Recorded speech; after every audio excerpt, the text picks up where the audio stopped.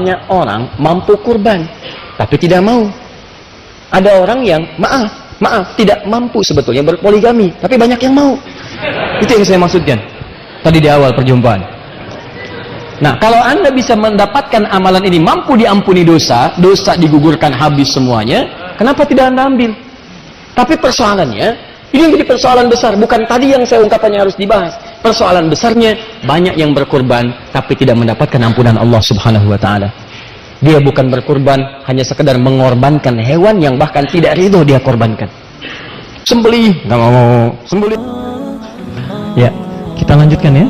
Kita masih ada waktu untuk melanjutkan ta'lim kita, dan semoga Allah muliakan kita semua insyaallah teman-teman sekalian. Bismillahirrahmanirrahim. Dalam pertemuan tadi telah kita bahas bahwa pada musim haji ada amalan yang sangat dahsyat yang saat dikerjakan, bisa mengentaskan kesalahan, membuat pribadi lebih baik, membuka pintu gerbang surga, menghadirkan husnul khatimah, dan mendekatkan diri kepada Allah Subhanahu wa Ta'ala. Amalan ini dibagi dua, amalan bagi yang berhaji dan amalan bagi yang tidak berhaji. Waktunya bersamaan, sama-sama di musim haji. Musim haji kita telah bahas di Quran surah kedua ayat 197. Al-hajju ashhurun ma'lumat. Haji ditunaikan di waktu-waktu bulan-bulan yang telah diketahui. Kita sudah sampaikan dari Syawal ke Dzulhijjah, bulan 10 sampai 12 itu musim haji. Jadi kalau saya katakan bulan 11 musim haji bukan? Musim haji. Bulan ke-12 musim haji bukan? Musim haji. Kalau saya katakan, perhatikan, puncak haji tanggal berapa? 9 Dzulhijjah, 9. Ini wukuf. 10-nya ada amalan. 11-nya ada amalan. 12-nya ada amalan. 13-nya ada amalan. Baik, jadi musim haji itu berlangsung dari mulai persiapan di bulan Syawal sampai ke Dzulhijjah, khususnya sampai tanggal 13-nya. Nah, sekarang kalau saya katakan gini, musim haji dari Syawal ke Dzulhijjah. Jadi kalau saya katakan Dzulqa'dah bulan ke-11 masuk musim haji? Musim haji. Dzulhijjah masuk musim haji? Musim haji. Artinya dari persiapan sampai ke puncak berlangsung di musim haji. Nah, kalau haji itu sudah ketahuan jelas. Sekarang ada amalan sama-sama di musim haji. Waktunya musim haji, ketika dikerjakan nilainya sangat luar biasa. Bahkan jika dikerjakan dengan benar, esensi haji bisa diraih juga oleh orang ini sekalipun tidak menunaikan haji. Karena waktunya di musim haji, maka harus sama-sama amalan dikerjakan di musim haji. Di antara yang panjang dari Syawal sampai dengan Dzulhijjah itu, mana di antara musim dan waktu ini yang berpeluang dikerjakan sehingga bisa meraih titel dan hasil seperti orang yang berhaji menunaikan ke Baitullah. Sekalipun tidak sama persis dengan di sana, tapi di sini bisa mendapatkan keutamaan yang nyaris serupa. Waktunya kata Al-Quran itu didapatkan di 10 hari pertama di bulan Dzulhijjah. 10 hari pertama, berarti tanggal 1 sampai 10 Dzulhijjah. 1 sampai 10 Dzulhijjah. Dzulhijjah bulan keberapa? Bulan ke-12. Perhatikan, fokus, lihat sini. Musim haji. Orang menunaikan haji. Persiapan dimulai di bulan Syawal. Puncaknya bulan Dzulhijjah ini. Ada orang mengerjakan amalan di musim haji, tapi dia tidak berhaji. Dan dia berpeluang mendapatkan status yang tinggi, nyaris menyerupai orang-orang yang berhaji. Saya katakan nyaris karena dia bisa mendapatkan birrun, mabrur, tapi amalannya ada amalan spesifik yang tidak bisa diserupakan dengan yang mereka haji. Seperti, maaf, sholat di Masjidil Haram, itu beda nilainya. Supaya nanti jangan dipahami begini, oh kalau begitu sama ngapain haji? Udah aja di sini gitu kan? Nah, sehingga tidak ada kesimpulan seperti itu. Jadi tetap ada keutamaan di sana, tapi di sini ini bukan main-main. Nah, kapan waktunya? Waktunya harus musim haji. Musim haji antara Syawal sampai Dzulhijjah. Maka kata Al-Quran, di antara sekian waktu ini dari musim haji, ada tanggal 1 sampai 10 Dzulhijjah. Dari sekian musim haji ini, 1 sampai 10 Dzulhijjah. Jika Anda kerjakan amalan di waktu ini, maka Anda berpeluang mendapatkan status seperti orang yang menunaikan haji di sana. Status yang dimaksudkan, status mabrur, dengan puncak mendapatkan status birrun yang melekat pada diri kita. Nah, saking pentingnya ini sampai Allah bersumpah dari tanggal 1 sampai 10 Dzulhijjah ini yang disebutkan sumpahnya di Quran surah ke-89 ayat 1 sampai 10. Wal fajr. Dimulai dengan fajarnya di hari ke-10-nya. Wal fajr. Saya bersumpah demi fajar khusus, bukan fajar biasa. Saya tadi katakan ada dua penafsiran tentang fajar di sini. Ada yang menafsirkan fajar umum setiap hari datang, ada yang menafsirkan yang ini bukan fajar yang umum, karena fajar yang umum disebutkan di ayat-ayat lain. Al-Baqarah 187, Quran surah Al-Isra 78. Yang ini khusus. Dari mana taunya khusus? Disebutkan kalimat setelah ayat ini, walayalin ashar, dan 10 malam sebelumnya, sebelum datang fajar yang ke-10 ini. Jadi saya bersumpah, kata Allah, ada waktu fajar datangnya cuma setahun sekali. Ini sangat istimewa, dan keistimewaan ini akan diawali dengan keistimewaan 10 malam sebelumnya. Kalau 10 malam, berarti dari malam pertama, malam kedua, malam ketiga, sampai malam ke-10. Jatuh fajarnya fajar hari ke-10. Artinya kalau kita hitung, malamnya ada 10, siangnya ada berapa? 9 sampai hari ke-9-nya. Tapi kalau ditambahkan dengan fajarnya, berarti masuk hari ke-10-nya. Artinya, ada 10 malam, ada 10 siang. Digenapkan 10 hari, karena disebut hari itu kalau ada siang dan malamnya. Jadi kalau kata simpulkan, dari ayat ini, secara singkat, ada 10 hari. Berlangsung di bulan Dzulhijjah. Baik, 10 hari. Berlangsung di bulan Dzulhijjah.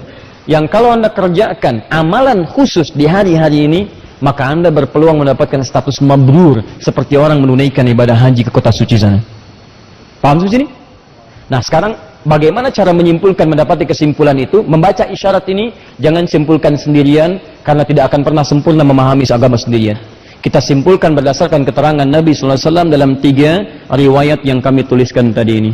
Saya bacakan kembali hadisnya, dari situ kita turunkan amalannya. Dari amalan ini kita mulai membuat kurikulum untuk bulan depan.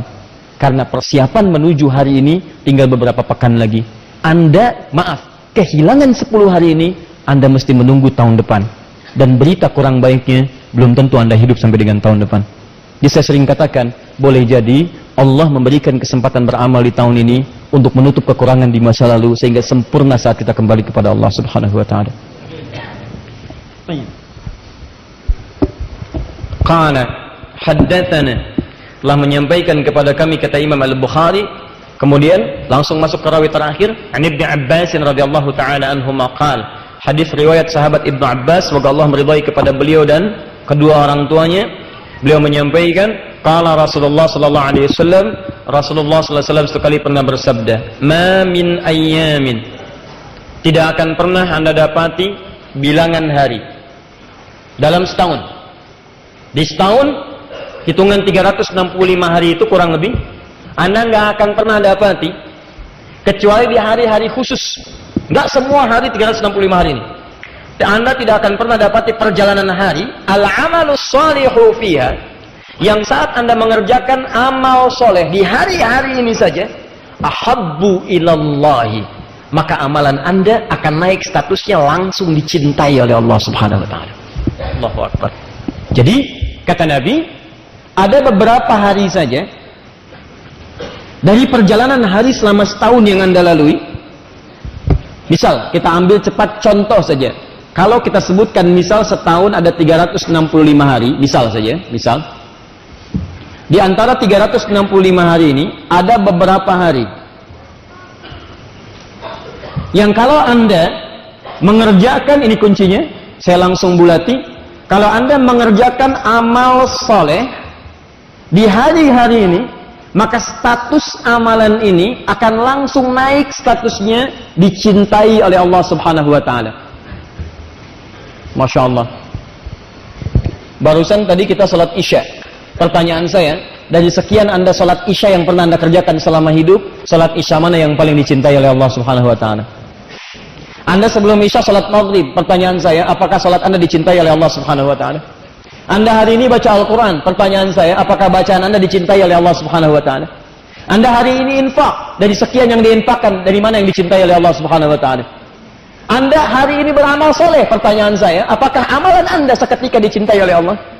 Tapi ketika Anda hadir di hari-hari ini, setiap yang Anda kerjakan, kalau benar itu amal soleh, statusnya akan naik langsung amalan yang dicintai oleh Allah Subhanahu wa Ta'ala. Sekarang pertanyaannya, kalau Anda mengerjakan sesuatu dan amalan itu dicintai oleh Allah, bonus apa yang Anda dapatkan selain amalan-amalan yang belum tentu turun cinta Allah kepadanya? Si fulan baca Al-Quran, dapat pahala. Tapi bacaannya belum tentu dicintai Allah. Pahala dia dapatkan, cinta Allah belum diraih. Si fulan B baca Quran, dia dapat pahala dan bacaannya dicintai oleh Allah Subhanahu wa Ta'ala. Ketika yang bacaannya dicintai oleh Allah, selain pahala, apa yang dia dapatkan? Perhatikan keterangan di Quran surah ketiga Ali Imran ayat 31, paling kiri sebelah atas. Qul in kuntum tuhibbunallaha fattabi'uni. Katakan Muhammad, kalau kalian serius mencintai aku, kata Allah, maka buktikan cintamu itu dengan mengikuti petunjuk Nabi Muhammad SAW. Salatnya ikuti cara Nabi membimbing salat. Kata Nabi, "Shallu kama ra'aitumuni usolli." Al-Bukhari nomor hadis 651. Salatlah kalian seperti kalian melihat aku salat. Puasa, ikuti cara Nabi puasa. Makan, ikuti cara Nabi makan, dan seterusnya. Begitu kita ikuti dari bangun tidur sampai dengan tidur kembali, sampai dirangkum oleh Imam Al-Bukhari dalam kitab Sahih Al-Bukharinya, sampai beliau beri nama kitab Sahihnya bukan sekedar kitab. Saya tidak menginginkan, kata Imam Al-Bukhari kalau dalam bahasa kita, saya tidak menginginkan Anda menjadikan kitab saya sebagai koleksi yang cuma Anda pajang, Anda deretkan jadi tampilan dalam kehidupan. Kalla. Kata beliau, kitab saya ini Al-Jami As-Sahihul Musnad Al-Mukhtasar min umuri Rasulullah sallallahu alaihi wasallam wa sunanihi wa ayyamihi. Ini kitab berisi petunjuk kehidupan. Isinya sahih, bersumber dari Nabi SAW, bukan karya saya, bukan karangan saya. Langsung ke tujuan, tidak bertele-tele. Apa isinya? Semua aktivitas Nabi SAW, sunnah-sunnahnya dan keseharian dalam 24 jamnya. Saking pahamnya beliau dengan ayat tadi, saking inginnya memberikan petunjuk kepada kita untuk mengikuti tuntunan Nabi, maka beliau merumuskan semua tuntunan Nabi yang beliau bisa dapatkan, dituliskan dalam bentuk kitab. Tulis, dibagi 97 pembahasan. Orang baca Al-Bukhari, umumnya cuma dibaca hadis Nabi, padahal beliau membuat bab petunjuk kehidupan. Kitabul Iman, berisi 57 hadis. Nih, bab tentang iman. Siapa yang imannya ingin naik, supaya nggak turun-turun. Kadang ada orang yang imannya naik, semangat ke masjid. Imannya turun, malas ke masjid. Sekarang bagaimana caranya naik, gak turun-turun? Baca kitab saya, Kitabul Iman. 57 petunjuk dari Nabi. Kitabul Ilmi, bab tentang mencari pengetahuan. Bagaimana supaya cepat paham. Ingatannya kuat, langsung mendapat keberkahan dari ilmunya. Ada orang belajar, maaf pintar, tapi ilmunya gak berkah. Ilmunya hanya digunakan untuk menghasilkan mafsadat dalam kehidupan. Ada yang ilmu dunia, cuma menghancurkan kehidupan orang lain. Ada yang ilmu agama cuma dipakai untuk mencari kehidupan dunia. Yang ini tidak. Bahkan hebatnya, ada petunjuk bisnis Kitabut Tijarah. Ada petunjuk menata pemerintahan Kitabul Imarah. Dan seterusnya. Dan seterusnya. Dan seterusnya. Ikuti Nabi. Maka ketika Anda ikuti, yuhbibkumullah. Anda berpeluang mendapatkan cinta Allah Subhanahu wa Ta'ala. Lihat sini. Saya buat persamaan. Untuk mendapatkan cinta Allah, kata Al-Quran, ikuti Nabi. Kata Nabi, lihat sini. Dari sekian yang banyak yang diikuti itu, saya berikan amalan yang singkat. Ketika Anda kerjakan di waktu-waktu ini, Anda langsung berpeluang mendapatkan cinta Allah. Lewat hadis tadi. Perhatikan hadisnya. Cuma ada beberapa hari Anda kerjakan amalan ini. Anda mungkin banyak mengikuti saya dari bangun tidur, tidur lagi. Bangun tidur, sampai tidur lagi. Setiap hari, 365 hari. Kalau mau singkat, padat, Anda gunakan cara yang cerdas. Cari beberapa hari ini, Anda kerjakan amalan di situ, seketika cinta Allah Anda dapatkan. Ketika Anda dapatkan ini, maka bonusnya, teruskan ayatnya. Wa yaghfir lakum dzunubakum. Ketika Anda kerjakan amalan itu, cinta Allah diraih, maka seketika Allah akan mengampuni semua dosa-dosa Anda. Semua dosa diampuni. Ini bonusnya. Orang yang dicintai oleh Allah, maka seketika hal pertama yang ia dapatkan bukan sekedar pahala, tapi Allah akan mengampuni semua dosa-dosanya. Dan itu nanti ada ukurannya, awas, hati-hati. Jangan Anda simpulkan bahwa saya mengerjakan amalan di hari-hari ini, seketika cinta Allah datang. Tidak. Nanti akan ada ukuran-ukurannya. Dari mana Anda tahu ketika mengerjakan cinta Allah lahir didapatkan oleh Anda? Nanti kita akan bahas itu semua. Tapi saya ingin pahamkan dulu, dari 365 hari, ada beberapa hari yang kalau Anda mengerjakan amal soleh, Anda mendapatkan cinta Allah. Kalau Anda ingin mendapatkan cinta Allah, ikuti Nabi. Kata Nabi, ada beberapa hari, kerjakan ini, maka Anda mendapatkan cinta Allah. Apa bonusnya? Semua dosa Anda akan diampuni. Siapa yang tidak punya dosa boleh angkat tangan? Saya pulang. Dosanya sedikit? Agak banyak? Banyak? Masya Allah, saking banyak nggak bisa ngangkat. Siapa yang mau masuk surga angkat tangan? Masya Allah, luar biasa. Ngaku banyak dosa, pengen ke surga. Nabi Adam dosa dikit keluar dari surga, gitu kan? Dan itu hikmah, pernah saya bahas, jadi tidak perlu berpanjang lebar. Kemudian itu hikmahnya supaya diberikan petunjuk pada anak cucunya supaya kembali kepada Allah. Nah, ini ada peluang. Jadi maksud saya gini, kalau Anda mengakui banyak dosa, lantas Allah berikan kesempatan untuk menggugurkan dosa, tapi Anda tidak mau ambil juga, berarti yang salah bukan Allah. Anda sendiri yang menjerumuskan diri masuk dalam kubangan dosa. Jadi benar kata Nabi, semua umat Islam, umatku kata Nabi akan masuk surga. Akan masuk. Jadi kalau ada yang tidak masuk, bukan Nabi yang salah, bukan Allah yang keliru, orangnya sendiri yang nggak mau. Illa man aba. Kamu mau masuk surga, nih saya ampuni dosa. Waktunya di hari ini, Anda nggak datang. Yang salah bukan Allah, Anda sendiri. Bahkan amalnya dihadirkan dalam kehidupan kita, tapi tidak dikerjakan. Itu yang fatal. Nah sekarang kita cepat, ya Allah, kami ingin dapatkan amalan ini. Apa yang dimaksud beberapa hari ini? Teruskan hadisnya. Min hadhil ayyamil ashri, yaitu 10 hari pertama di bulan Dzulhijjah. Hadis ini yang tadi dituliskan Al-Bukhari nomor hadis 969, At-Tirmidzi nomor hadis 757, Abu Dawud nomor hadis 2538. Itu adalah tafsir dari Quran surah 89 ayat 1 sampai 10. Min hadhil ayyamil ashri, yaitu yang dimaksud 10 hari pertama di bulan Dzulhijjah. Ini. Baik, belum selesai hadisnya. Qalu, para sahabat kemudian bertanya pada Nabi sallallahu alaihi wasallam, "Ya Rasulullah, walal jihadu fi sabilillah?" Ya Rasulullah, bagaimana status dengan jihad fi sabilillah? Apakah bisa menandingi keutamaan amalan di 10 hari pertama Dzulhijjah ini? Nah, ini pintarnya para sahabat, Masya Allah. Sebagian mereka membaca, ini amalan mendapatkan ampunan dosa, status tinggi. Tapi ada amalan lain, jihad fisabilillah, tinggi juga. Nah, dua-duanya yang tinggi ini kalau dibandingkan, mana yang paling tinggi? Mana yang paling utama? Nah, ini dari sini ada tasjih nanti, penyemangat pada kita. Di saking dibandingkannya, kita tahu mana yang paling tinggi, itu dorongan paling kuat untuk mengerjakannya. Kata Nabi, walal jihadu fisabilillah. Bahkan jihad fisabilillah yang standar pun tidak akan mampu menyaingi keutamaan amalan di malam ini, di hari-hari ini. Jadi kalau Anda, satu, mengerjakan amalan ini, kata para ulama hadis, pertama mendapatkan bonus tadi, cinta dari Allah yang menggugurkan semua dosa. Yang kedua, status amalan Anda naik, pahalanya bukan sekedar pahala biasa, tapi pahala di atas jihad fi sabilillah. Anda baca Al-Quran satu hurufnya berapa? 10, normal. At-Tirmidzi nomor hadis 2910. Man qara'a harfan min kitabillah falahu asyru hasanat. Anda baca di 10 hari ini, bukan cuma 10, di atas fi sabilillah. Orang jihad fisabilillah dapatnya surga. Kalau benar dengan jihadnya. Anda berjihad dengan amal soleh di hari-hari ini. Wafat Anda, statusnya fisabilillah. Baca Quran, wafat. Wafat dalam keadaan fisabilillah. Salat, benar salatnya, wafat fisabilillah. Masya Allah. Mau seperti itu? Harus menunggu sampai 10 Dzulhijjah. Itu pun kalau wafat. Kalau wafat. Hati-hati. Kalau wafat. Kalau tidak wafat ya, tunggu lagi. Tunggu lagi. Jelas ya? Baik. Nah, sekarang kembalikan sini.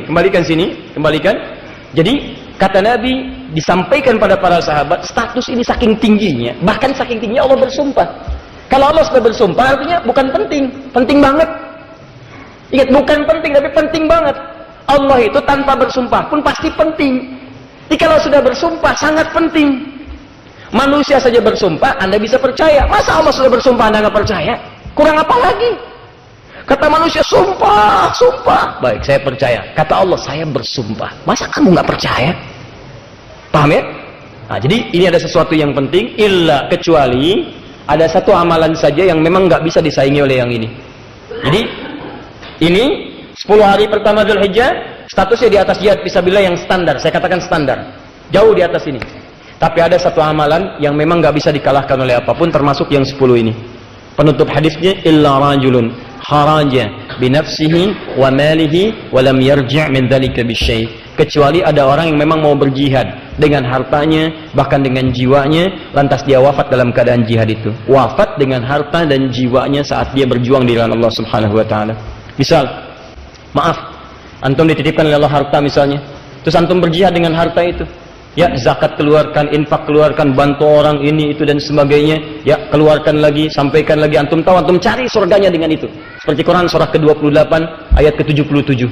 Antum mendapatkan kemuliaan. Kalau wafat dalam keadaan sedang berjuang dengan harta itu, wafat antum sedang berinfak, wafat antum sedang zakat, wafat antum sedang sedekah, maka status antum berada dalam jihad yang sangat tinggi. Atau berjuang sampai dengan nyawanya kemudian juga berakhir di situ.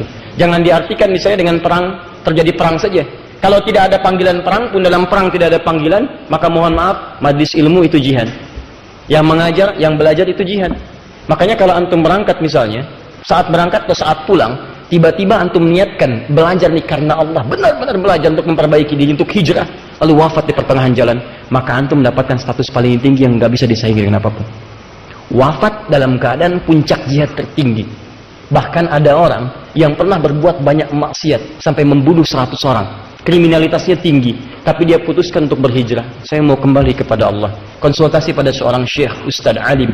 Kata syekh ini, pergi ke majlis ilmu sana, belajar ilmu dulu, berangkat ke sana. Kamu bukan tidak baik, tapi lingkungan ini mempengaruhi kamu tidak baik. Keluar dari sini belajar. Setelah baik, silahkan sampaikan risalah dengan baik. Dia berangkat ke majlis ilmu itu. Di jalan dia beristighfar, ingat dosa-dosanya. Berangkat dengan benar. Jadi kalau orang berangkat ke majlis ilmu benar itu, dia mengoreksi diri. Bukan cuma mau datang, sayang. Kemana? Sadadi, ngapain ke sana? Ada kurma. Wah, Anda pengen kurma, dapat kurmanya. Dia koreksi diri, saya pengen berubah.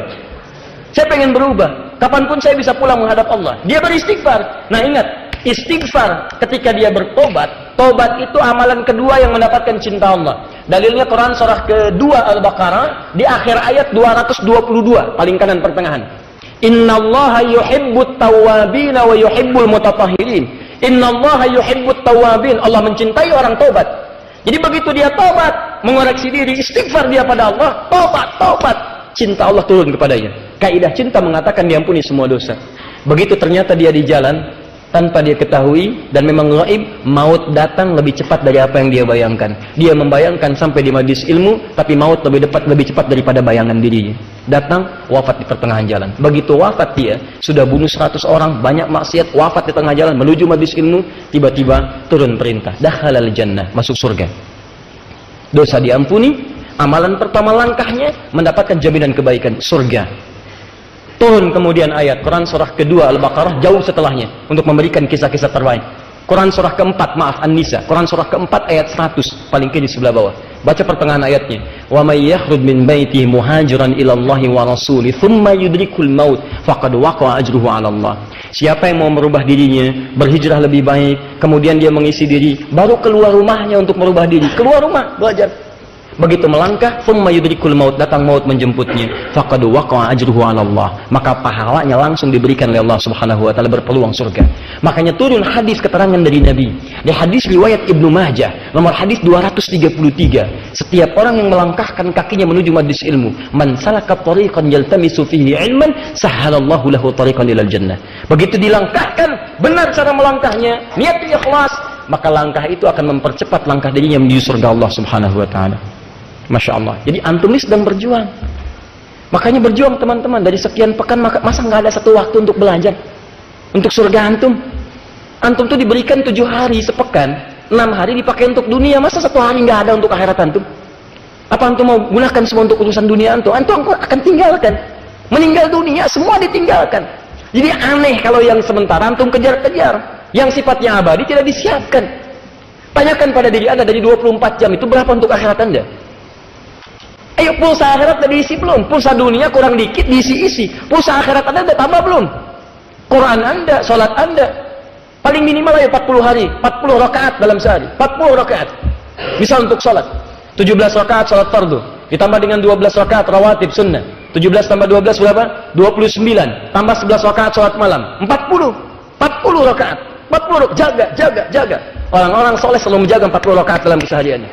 Ketika tidak terjaga itu, Allahu Akbar, usahakan. Nggak sengaja, ganti besoknya. Baca Quran, sholat duha tambah misalnya dengan syuruknya, dengan macam-macamnya. Jaga, itu akhirat Anda. Termasuk dalam sepekan masa nggak ada waktu untuk belajar. Surga ada di situ. Dan Anda tidak akan pernah tahu dalam keadaan apa Anda akan wafat menuju Allah Subhanahu wa taala. Karena itu pastikan setiap pekerjaan Anda melahirkan taat. Begitu terfikir maksiat, bayangkan akan diwafatkan waktu itu. Ingin wafat Anda dalam keadaan fisabilillah? Mudah-mudahan saat pulang nanti ya, insya Allah. Itu pun kalau meninggal. Kalau meninggal, kita belum tahu. Ya. Nah, sekarang, Bismillah. Sekarang di sini, jadi kesimpulannya adalah, awas hati-hati. Saya baru berikan pengantar, ini baru mukadimah nih. Ya, ya saya serius, baru mukadimah ini. Sampai jam berapa kita? Oh, silahkan. Saya 8:30 selesai. Anda sampai jam 11 nggak ada masalah. Hari ini kita ambil mukadimah dulu. Lihat, kita ada 10 menit, 15 menit ke depan, jadi tolong maksimalkan dengan baik. Lihat sini. Kesimpulannya, ada tanggal 1 sampai 10 Zulhijjah. Bulan ke-10 atau 11? 12, ya. Waktunya berapa hari? 10 hari. Berapa malam? 9 malam, 10. 10 malam. Berapa hari? 10 hari. 10 malam, 10 siang, 10 hari. Ya, 10 hari. Nah, hari yang ke-10-nya spesial. Hari 10-nya spesial, tanggal 10 Zulhijjah ini spesial, makanya disebut dari mulai fajar. Ya, kalau yang 9 harinya itu masih disebut biasa. 10 malamnya bagus, tapi hari yang ke-10 sudah malamnya istimewa, paginya istimewa, siangnya juga istimewa. Karena nanti di hari ke-10 ada amalan khusus yang tidak dilakukan di hari-hari sebelumnya. Makanya disebutkan dari mulai fajarnya. Paham ya? Tapi intinya tanggal 1 sampai 10 Zulhijjah waktunya istimewa. Jika Anda mengerjakan, ini kuncinya. Sekarang saya rubah dari bulatan jadi kotak. Lihat sini.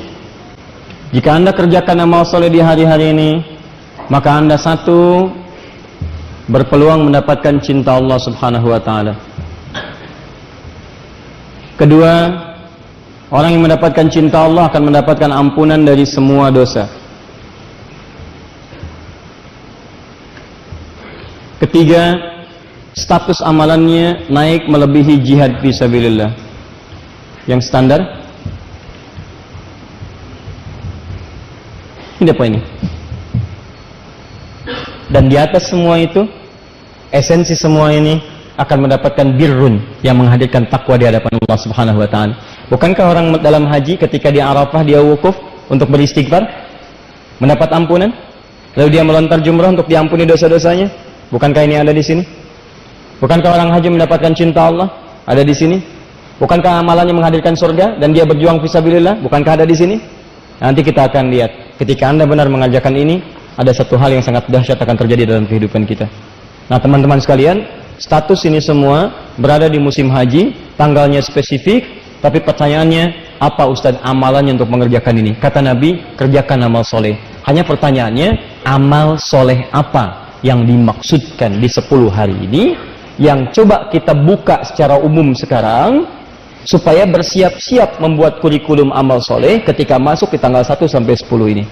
Nah, pada malam hari ini, karena kita masih muqaddimah untuk pembukaan, malam ini saya akan menurunkan amal-amalnya saja. Nanti di pertemuan berikutnya kita akan rinci semua amalan itu beserta dalil-dalil keseluruhannya. Paham sampai sini? Sepakat insyaallah? Baik, alhamdulillah. Tinggal sepakat aja ya. Saya yang terangkan, yang nulis, yang ngapus, Masya Allah. Anda tinggal datang, dapat kurma, dapat umroh, dapat macam-macam. Luar biasa. Sudahlah.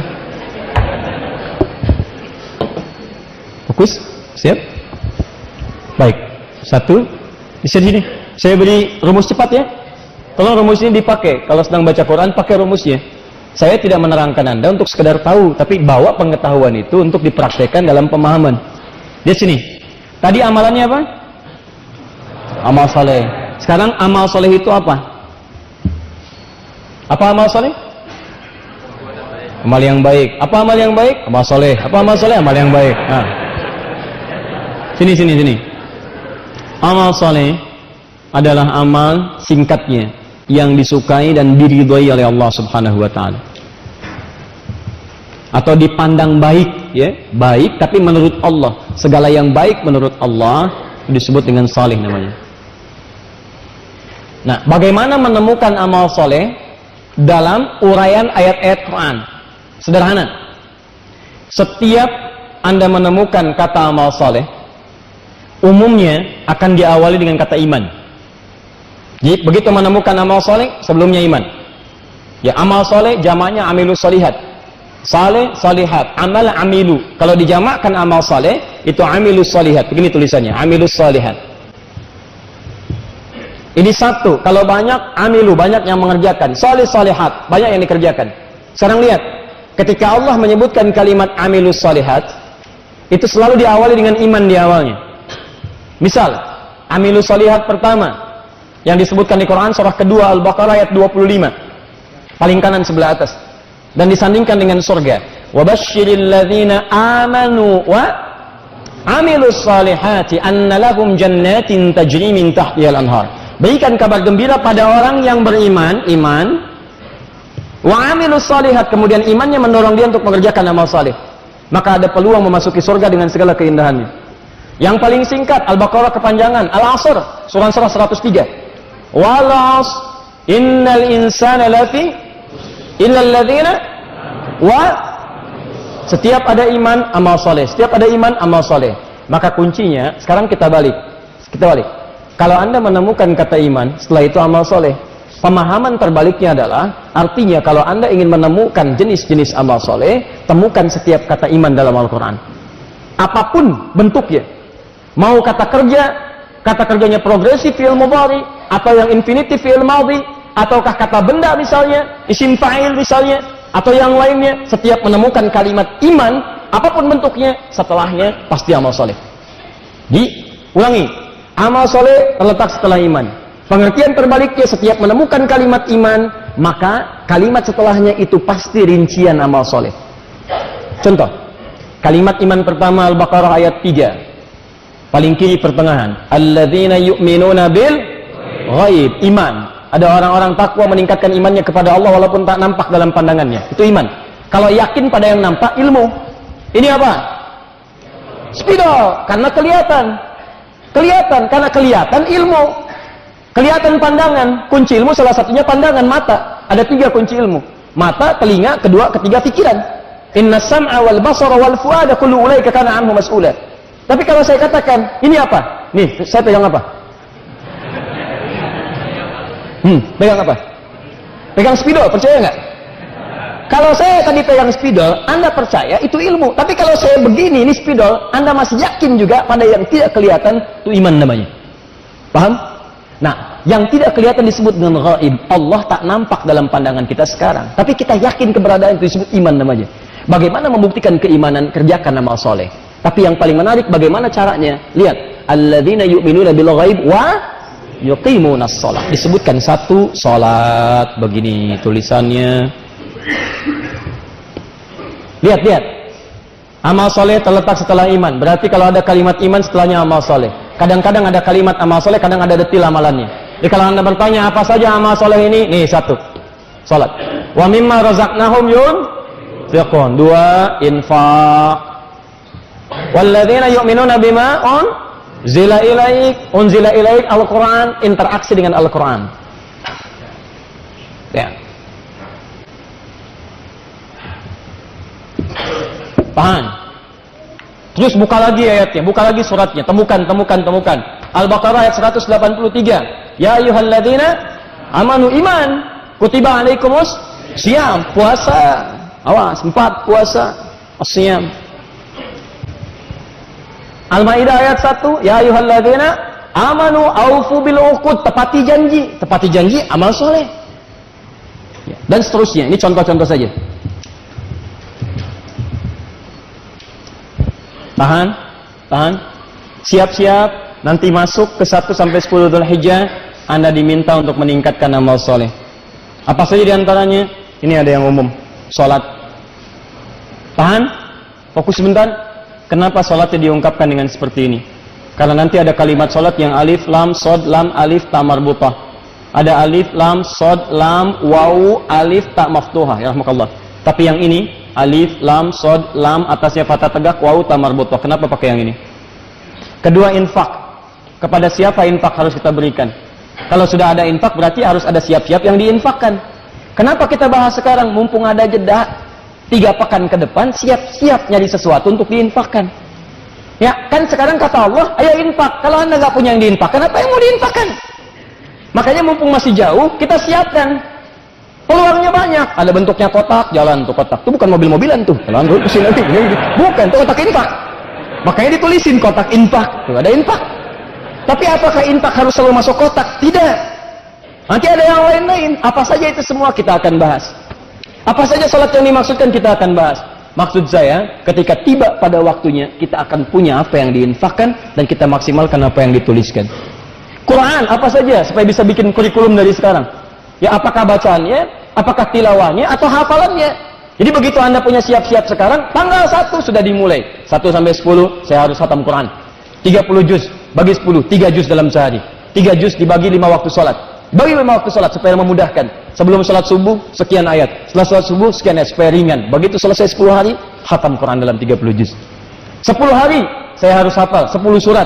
Masya Allah. Suratnya dimulai dari belakang aja. Saya nggak apa-apa. 1, 2, 3 sampai dengan An-Nas. Nggak ada masalah daripada nggak sama sekali. Ya. Memahami ayat. Ayo, setiap hari saya harus paham. Juz amma nggak ada masalah. Hari pertama saya baca juz amma. Surat apa dulu? Dimulai dari Ad-Duha dulu yang ringan-ringan, baca tafsirnya. Setelah itu Alam Nashrah Kasodrak, baca tafsirnya sampai ke ujung. 10 hari Anda hafal misalnya 10 surat, hafal 10 tafsir, dan Anda menghatamkan Quran 30 juz. Ini baru amalan umum. Karena ada amalan khusus yang saat dikerjakan, Masya Allah, itu bisa berpeluang langsung menggugurkan dosa-dosanya. Dan amalan itu nggak bisa dikerjakan oleh sembarangan orang. Kalau yang ini semua orang bisa mengerjakannya. Semua orang bisa mengerjakan, termasuk puasa. Nanti kita akan jalankan di pertemuan yang akan datang satu kurikulum bahwa nanti ada puasa yang hanya berlangsung tanggal 1 sampai 9 Dzulhijjah saja, tidak pada yang lain. Dan Nabi selalu mengerjakannya, sering mengerjakannya, terutama hari ke-9-nya. Dan saya nanti berikan rahasia pada Anda. Tapi tolong komitmen ya, ini hanya antara kita saja. Ingat baik-baik ya, ini hanya antara kita saja. Nanti saya terangkan insya Allah kalau masih ada waktu pekan depan, ada 1 hari dari 9 hari ini yang kalau Anda kerjakan, nilai puasa Anda bisa serupa dengan nilai orang wukuf di sana. Bukan sama pahala dengan wukuf ya, bukan. Hasilnya bisa sama dengan orang yang di sana. Jadi orang di sana diampuni dosa, Anda di sini pun akan seketika diampuni dosanya oleh Allah Subhanahu wa taala. Ini amalan umum. Amalan yang khusus cuman 1 saja. Ya, yang hari ke-10 sudah masuk di sini. Ya, nanti kita turunkan salat apa saja. Ada amalan khusus cuman pada saat bulan ini saja. Bahkan bisa disiapkan dari sekarang. Anda bisa mencarinya untuk menyiapkan di waktu yang akan datang, yaitu kurban. Cuman di sini saja. Nggak ada orang mengadakan kurban misalnya di bulan Ramadan. Nggak ada kurban di bulan Rajab. Kenapa kok kurbannya Rajab? Ini spesial. Nggak ada. Cuman di waktu ini. Dan menariknya, Anda bisa siapkan bahkan dari saat ini. Ini yang saya maksudkan, sebetulnya orang banyak tidak sadar bahwa dia mampu berkurban. Banyak orang mampu kurban, tapi tidak mau. Ada orang yang maaf, tidak mampu sebetulnya berpoligami, tapi banyak yang mau. Itu yang saya maksudkan tadi di awal perjumpaan. Nah, kalau Anda bisa mendapatkan amalan ini, mampu diampuni dosa, dosa digugurkan habis semuanya, kenapa tidak Anda ambil? Tapi persoalannya, ini menjadi persoalan besar. Bukan tadi yang saya ungkapannya harus dibahas. Persoalan besarnya, banyak yang berkorban, tapi tidak mendapatkan ampunan Allah Subhanahu wa ta'ala. Dia bukan berkorban, hanya sekedar mengorbankan hewan yang bahkan tidak ridho dia korbankan. Sembelih, nggak mau. Sembelih, nggak mau. Tapi hatinya menolak, sekalipun lehernya terpaksa ditengadahkan. Teman-teman sekalian, bahkan ada yang menarik, orang memahami korban pun masih keliru. Apa itu korban? Kalau tidak tahu katakan apa? Itu paling gampang. Apa itu korban? Dan makna korban bukan Allahu a'lam. Ada makna tersendiri, dan dengan makna itu ada ukuran keberhasilan korban dan amalan 10 Dzulhijjah ini, apakah diterima atau tidak oleh Allah Subhanahu wa taala.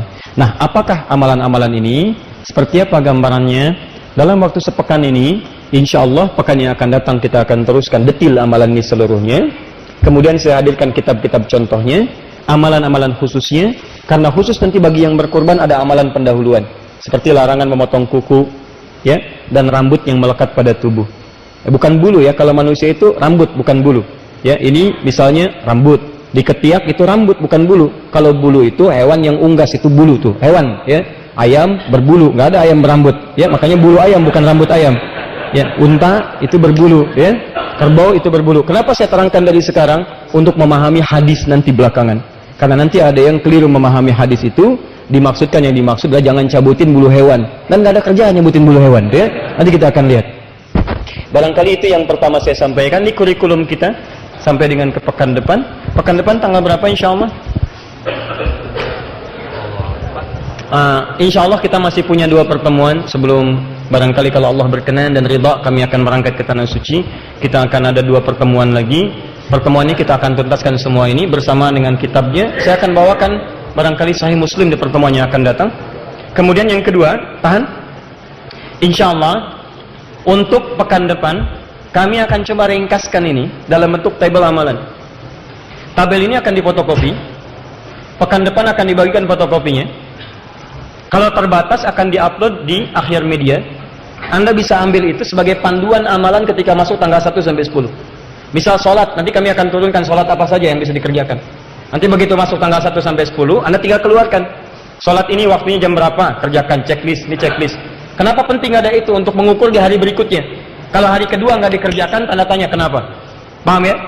Sampai dengan selesai. Insya Allah, tolong doakan dan tolong ingatkan pada staf kami supaya nanti persiapan sebelumnya sudah siap dan bisa dibagikan insya Allah. Paham sampai sini? Siap insya Allah berubah? Siap berhijrah insya Allah? Siap bertakbir insya Allah? Takbir. Baik, teman-teman, mohon izin menyampaikan informasi sebelum kita akhiri pertemuan malam ini. Yang pertama, kita bersyukur pada Allah diberikan kesempatan untuk hidup hari ini. Dimohon berkenan kalau saya menutup pertemuan kita dengan informasi pertama bahwa tolong isi hidup kita dengan yang lebih bermanfaat. Dan awali dengan saling mendoakan. Saya pun sama, saya butuh doa dari Anda semua supaya bisa istiqamah, menjaga nilai-nilai kebaikan. Dan Anda jangan bosan kalau ada yang kurang tepat, Anda boleh ingatkan supaya kita perbaiki. Tapi tolong ditanyakan terlebih dahulu supaya tidak salah paham dalam hal-hal yang mungkin Anda ingin sampaikan. Yang kedua, insya Allah besok bagi yang akan mengikuti dan sesuai dengan persyaratan, dan tadi kami melihat beberapa sudah hadir di Bekasi, di sekitaran tempat kami ini, bahkan dari yang jauh-jauh, untuk mengikuti tes besok yang insya Allah akan kami buka untuk tes penerimaan beasiswa ke Akademi Imam Malik di Istanbul. Yang sudah nanti hadir atau bersiap untuk besok, waktunya ingat betul, itu jam 1 sampai dengan jam 3. Jadi ba'da Jumat jam 1 sampai jam 3 berkumpul di masjid ini. Ya, besok nanti saya akan berikan kejutan. Dan besok itu insya Allah ketika tes nanti akan dimulai, kami akan berikan pilihan. Karena insya Allah dan alhamdulillah wa syukrulillah, kami mendapatkan informasi dari kolega-kolega di Timur Tengah dan yang lainnya. Mereka pun akan memberikan beasiswa. Bahkan mereka berkenan ber-MOU dengan kami dan diberikan nanti kesempatan untuk merekomendasikan siswa-siswa untuk belajar di sana. Jadi nanti mudah-mudahan besok kita berikan kejutan kepada yang ikut tes itu nanti. Bukan hanya satu kampus, nanti ada beberapa kampus yang bisa dipilih. Jadi kalau nggak masuk kualifikasi satu kampus, mungkin bisa masuk kampus yang lainnya, yang mudah-mudahan berjuang dalam kebaikan insya Allah. Kalau Anda memenuhi syaratnya, silahkan bisa diikuti, dan mudah-mudahan ada manfaat di dalamnya. 3, bagi yang sudah mendaftar di program Syiar Al-Quran, dengan 3 turunan programnya, Anda menunggu sampai ke pekan depan. Sekarang sedang diverifikasi seluruhnya. Hasil verifikasi itu ada penempatan kelas. Nanti Anda akan diinfokan sesuai dengan formulir yang masuk kepada kami. Info itu akan masuk kepada teman-teman sekalian. 1, bersamaan dengan penempatan kelasnya di kelas mana. Yang kedua, waktu belajarnya kapan. Kalau Anda nanti akan berkenan ikut datang ke Bekasi, saya sudah siapkan satu tempat dengan 4 kelas, dengan 4 jurusan atau kategori yang telah disampaikan sebelumnya. Nah, kalau Anda misalnya terkait dengan lingkungan tempat yang sudah membuat komunitas, nanti pun akan disampaikan di komunitas Anda terhubung waktunya kapan. Karena nanti pembimbingnya nanti ada dengan kami khusus, waktu akan disesuaikan. Misal Anda tinggalnya di Medan misalnya, ya Anda ada komunitas. Misal komunitasnya yang pertama untuk yang menghafal Quran. Kapan waktu spesifik nanti terhubung langsung ke Medan. Jadi lainnya nggak akan terbuka kepada yang lain, hanya ke situ saja. beberapa titik. Itu waktunya akan disesuaikan. Itu nanti akan dikonfirmasi dalam sepekan ke depan. Yang ketiga ini yang paling penting. Sebelum kami berangkat insya Allah ke Tanah Suci, semua yang terhubung dengan pendaftaran itu akan kami undang. Kita akan berkumpul bersama-sama di sini, memberikan materi-materi dan bekal atau juga kurikulum yang akan Anda pelajari selama paket pembelajaran itu. Misal, ada paket bacaan Quran dan pendalaman Quran, maka itu butuh mushafnya. Ketika Anda datang, kami akan bagikan mushafnya, dan itu tidak akan dijual. Anda akan hanya menerima secara cuma-cuma. Anda dapatkan itu, Anda bawa. Kemudian misalnya ada paket untuk kelas-kelas profesional. Ada kalangan yang pengusaha, ada dokter, ada ibu rumah tangga, ya, dan seterusnya. Maka dalam konteks ini nanti kita juga akan undang, kita berikan kurikulum ini akan Anda pelajari selama nanti setahun ke depan. Targetnya begini, begini, aplikasinya seperti ini. Ya, jadi tolong antum yang sudah mendaftar, tolong ditahan sebentar. Dalam waktu sepekan, tinggal 3-4 hari ke depan, itu nanti akan ada pemberitahuan terkhusus untuk pertemuan kita di tempat ini pada waktu yang kami infokan kemudian. Paham sampai sini? Baik, kalau sudah dipahami, saya kira kita cukupkan pada malam hari ini. Saya ada permintaan satu saja. Tidak ada kaitan dengan apapun. Tolong tunjukkan bahwa kita adalah hamba-hamba Allah yang terbaik. Hamba Allah yang terbaik, maka dia hanya mengeluarkan semua nilai kebaikan dalam dirinya. Maka keluarlah dari masjid ini dengan cara yang baik, yang tertib, yang sopan, yang baik, sampai kembali ke rumah masing-masing. Lakukan dengan keadaan yang tenang, dan jangan isi dengan yang tidak bermanfaat. Di jalan Anda berzikir kepada Allah. Di mobil mulai hari ini jangan buka yang tidak bermanfaat. Buka murattal Quran. Dan tolong Anda hadirkan target. Dalam sepekan saya hafal misalnya 7 ayat surat Al-Baqarah. Sehari 1 ayat. Masukkan programnya ke mobil Anda. Ulang-ulangi 7 ayat itu aja. Sampai Anda datang ke Masjid Al-Ihsan misalnya. Di malam Jumat Anda sudah hafal 7 ayat. Pulang, dengar itu lagi. Bacakan itu lagi.